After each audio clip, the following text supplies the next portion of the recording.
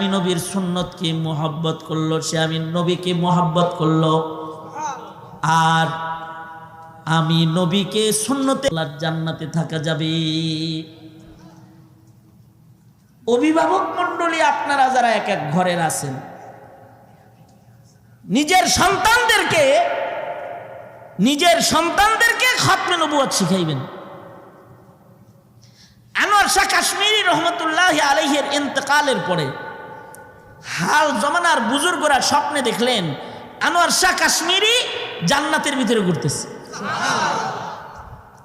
তো জিজ্ঞাসা করছেন যে আল্লাহ আপনাকে জান্নাত দিল কোন আমলের বরকতে? তো আনোয়ার শাহ কাশ্মীরি বলেন, আমি জাতিকে খতমে নবুয়ত শিখাইছি দুইটা কিতাবের মাধ্যমে। আল্লাহ তাআলা এই কারণে আমাকে মাগফিরাত দিয়ে দিচ্ছে। সুবহানাল্লাহ। আরো আস্তে করে কোন সুবহানাল্লাহ।